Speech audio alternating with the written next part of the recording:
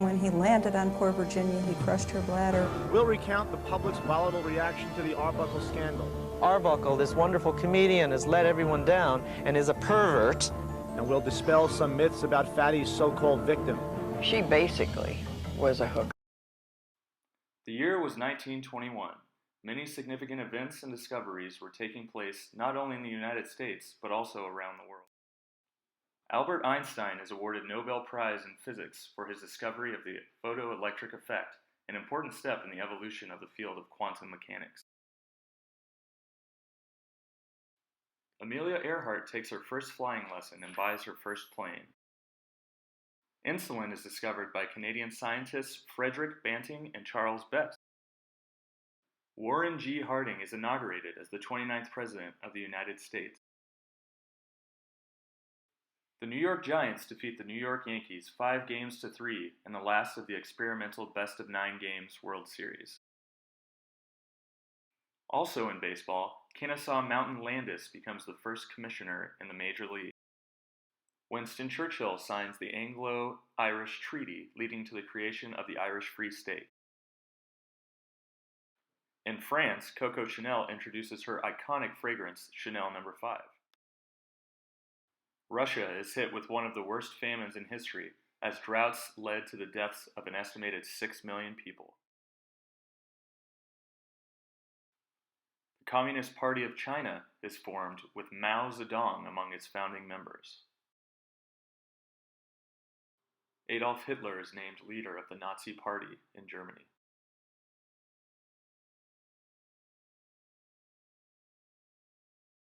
Roscoe Conkling Arbuckle was born in the tiny town of Smith Center, Kansas, on March 24, 1887. Roscoe C. Arbuckle, Fatty to his fans the world over, was the most financially successful comic of the silent screen era. A master physical comedian whose talents far outweighed his size. Fatty paved the way for stars like Jackie Gleason, John Candy, and Chris Farley. But with every comedy comes tragedy, and Fatty was served more than his share. Immediately living up to his future nickname, Fatty weighed close to 14 pounds at birth. His father, a slender man and staunch Democrat, did not believe that Fatty was his son, and named him after a Republican politician he despised. When Arbuckle was only 2 years old, his family packed up and decided to go west, relocating to Santa Ana, California. After a rough early childhood of physical abuse from his father and the untimely death of his mother, young Arbuckle ventured out on his own at the age of 12, working various odd jobs, including washing dishes at a hotel in San Jose to support himself. A naturally gifted singer, Arbuckle's talents were first discovered when a performer who was staying at the hotel overheard his overt overtures wafting from the kitchen.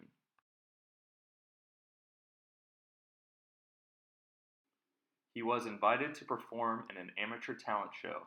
He sang and danced, but his act did not impress the audience. Facing the dreaded vaudevillian hook, Arbuckle nimbly avoided the crook's pull, bounding across the stage before performing a desperate dive, somersaulting into the orchestra pit. Much to the delight of the previously subdued crowd, a star was born.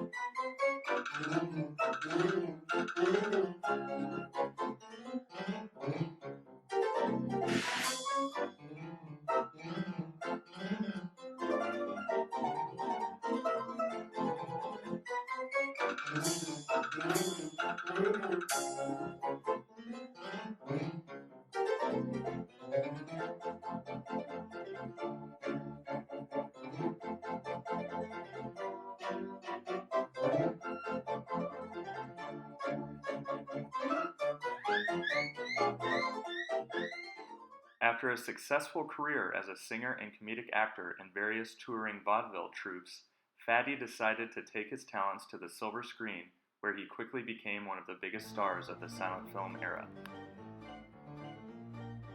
He made his debut in the 1909 film Ben's Kid, and by 1913 he had become a bona fide star as a prominent member of Universal Pictures' classic comedic film series Keystone Cops.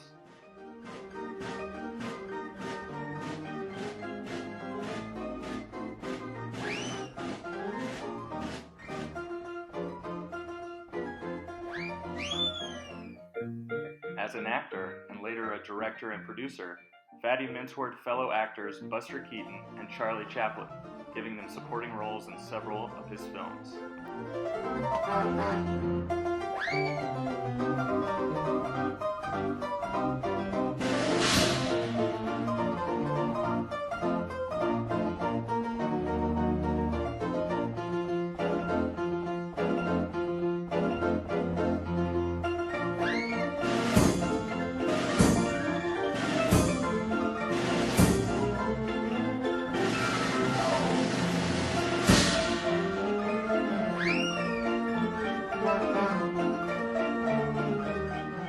In 1920, Paramount Pictures offered Fatty a contract worth $1 million per year to star exclusively in their films.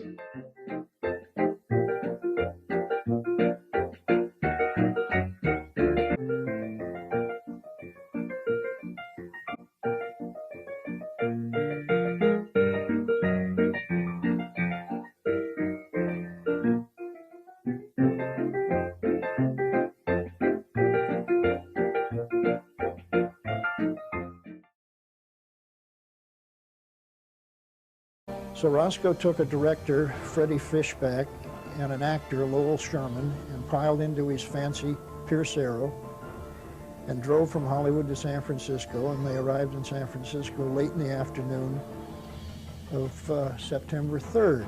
They had booked a suite on the 12th floor of the St. Francis. Not letting prohibition stand in their way, someone contacted a bootlegger and a roaring party started. The guests included a notorious Hollywood troublemaker named Maud Delmont and her friend, an aspiring young actress named Virginia Rappé. Around 3 o'clock, Arbuckle retired from the party in order to get dressed to go sightseeing with a friend. What happened in the following 10 minutes is heavily disputed. What we do know is that Virginia Rappé became very ill at some point in the night. The hotel doctor was called to the room and examined her. The doctor found that Rappé was heavily intoxicated and gave her morphine to calm her down. 2 days after the party, Virginia's symptoms had only worsened, so her friend, Maud Delmont, checked her into the hospital. By the following day, Virginia Rappé had died. At the hospital, Delmont told the doctor that Virginia had been raped by Roscoe Arbuckle, and the trauma she suffered from being crushed under his large frame caused her bladder to rupture, leading to her death 3 days after the party. The doctor immediately examined Rappé's body and found no evidence of rape. The press had a field day. The bigger the headlines, the more newspapers sold. When it came out in San Francisco that Roscoe Arbuckle was involved in a girl's death, the circumstances of which really weren't known, the press, particularly the Hearst press, they glommed onto the story like nobody's business and blew the story out of proportion. They talked to Maud Delmont, made front page news out of the thing. The truth didn't make good copy, so they ignored it and went on innuendo and supposition. Anybody that wanted their name in the paper, all they had to do was say, oh yeah, Roscoe Arbuckle did this, did that. And as long as it was negative and bad, they would print it. Millionaire publisher William Randolph Hearst, who owned the nationally circulated San Francisco Examiner, claimed the scandal led to the most newspaper sales since the sinking of the Lusitania. Due to immense pressure from the media and the public, Arbuckle was arrested and charged with murder. However, it was eventually reduced to manslaughter. So when this scandal came up and this woman died, who had very dubious background, by the way, and he was blamed for this because it was his party. The autopsy report revealed that Virginia Rappé died of a ruptured bladder and peritonitis, an infection that, when untreated, is deadly. Police believe that Arbuckle caused the injury. Then her story goes on about how Arbuckle dove on the bed and that he was impotent, and when he landed on poor Virginia, he crushed her bladder. But gynecologist Dr. Rachel Arias explains why that scenario is highly unlikely. It would be beyond medical credibility that the weight of another individual would rupture a normal bladder. San Francisco District Attorney Matthew Brady seemed less concerned about how Virginia died and more concerned about how the case could help his career. The district attorney up there was handling all these things himself, and he was wanting to be governor very badly, and he was going to make his reputation and become governor as a result of the Arbuckle trial. Arbuckle was put through 3 trials in a media circus before eventually being acquitted of all charges.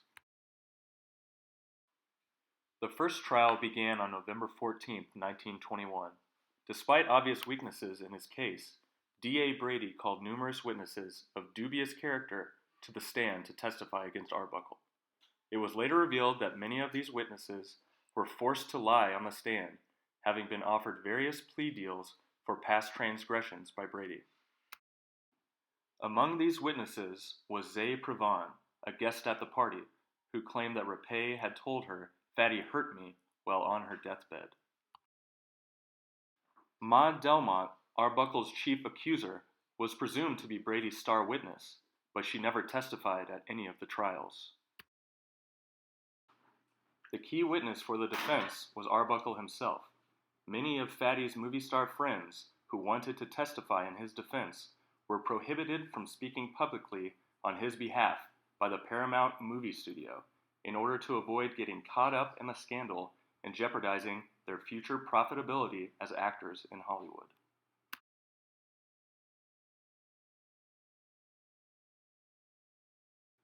Arbuckle gave his version of the events on that fateful day. When he retired to his room to change clothes, he found Rapay vomiting in his bathroom. He then helped clean her up and carried her to the nearby bed to rest. Thinking she was just overly intoxicated, he left her in the care of her friends and rejoined the party. When he returned to the room just a few minutes later, he found Rapay on the floor. After putting her back on the bed, he left the room to get help from the hotel doctor. When the hotel doctor arrived, Rapay was taken to another room to rest. With others looking after Rapay, Arbuckle left for the sightseeing tour and then drove back to Los Angeles. When other partygoers then entered the room, they found Rapay tearing at her clothes. This was something that people have claimed she did often when she was drunk. The party guests tried a number of strange treatments, including covering Rapay with ice, but her symptoms only worsened. After over 2 weeks of testimony with nearly 60 witnesses, both sides rested their respective cases. Following almost 2 full days of deliberation, the jury returned with a 10-2 not guilty verdict. A mistrial was declared. Fatty's first trial ended with a hung jury. D.A. Brady turned around and prosecuted Arbuckle for the same crime in a second trial. At the second trial, the defense introduced evidence about Rapay's promiscuous sexual history and alcoholic tendencies. The defense was so convinced that they would receive an acquittal that they made the strategic decision of not putting Fatty on the stand. This decision backfired, however. Some of the jurors viewed Fatty's absence from the stand as proof of his guilt. The jury in this trial reversed course and found Fatty guilty by a count of 10-2. Another mistrial was declared. On March 13, 1922, the third and final trial of the people of California versus Roscoe Fatty Arbuckle began. The prosecution made quite a heavy case, but in the meantime, Roscoe had been able to get a very good attorney. Gavin McNabb proceeded to present a tremendous defense. The defense again became proactive. Arbuckle took the stand, repeating his side of the story. The main prosecution witness, Zay Prevon, had escaped house arrest and left the country.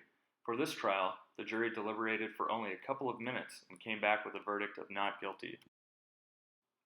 Most of the jury's time spent deliberating was actually put towards drafting an apology letter to Arbuckle, which the jury foreman read aloud. The letter stated, Acquittal is not enough for Roscoe Arbuckle. We feel that a great injustice has been done him. We feel also that it was our plain duty to give him this exoneration. There was not the slightest proof adduced to connect him in any way with the commission of a crime. He was manly throughout the case and told a straightforward story on the witness stand, which we all believed. The happening at the hotel was an unfortunate affair which Arbuckle, so the evidence shows, was in no way responsible. We wish him success and hope that the American people will take the judgment of 14 men and women who have sat listening for 31 days to the evidence that Roscoe Arbuckle is entirely innocent and free from all blame. There are two myths associated with Roscoe Arbuckle. One is that he was guilty of Virginia Rapé's death, and the other myth is that he penetrated her, depending on who's telling the story, with a large piece of ice, a Coke bottle, a beer bottle, or a champagne bottle, none of which were present in the suite at the time Virginia was taken ill. They were all drinking gin and orange juice. So if Fatty didn't kill Virginia, what did? The most logical explanation is that she died from a botched abortion. If an abortion had preceded the peritonitis, it's likely, given the state of medicine at that time, that instrumentation, perforation of her bowel or other organs are what caused her disease and death. Even though Fatty was acquitted, to many, he would always be guilty. The public turned against him. And that was the biggest crush of all, because he thought the public loved him and would understand and would believe him, but they didn't.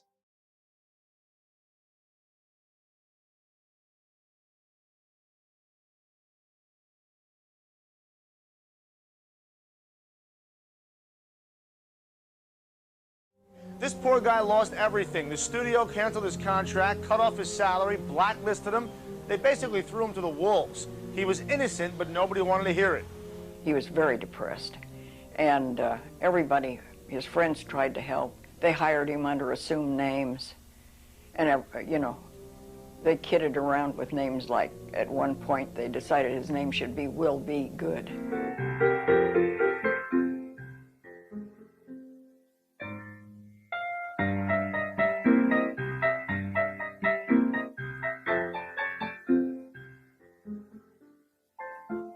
In 1932, he finally got a contract to do films again.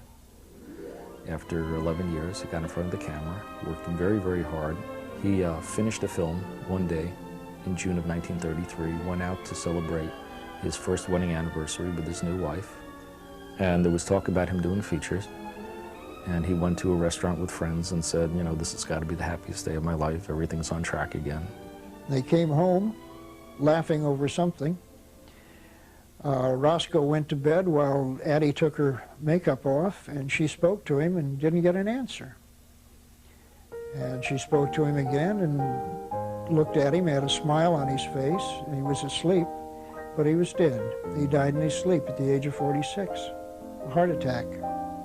And that was the end of the career of Roscoe Arbuckle. This case demonstrated the power that the media and politics can exert over a high-profile case.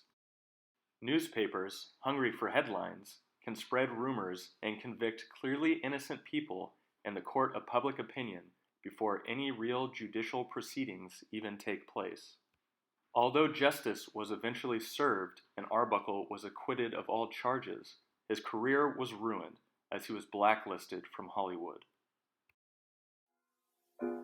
In this case, District Attorney Brady knowingly caused witnesses to commit perjury on the stand in hopes of achieving a personal victory in order to further his political career. Not only did Brady's unethical actions result in unnecessary litigation against an innocent man, but he also failed to achieve his political goals.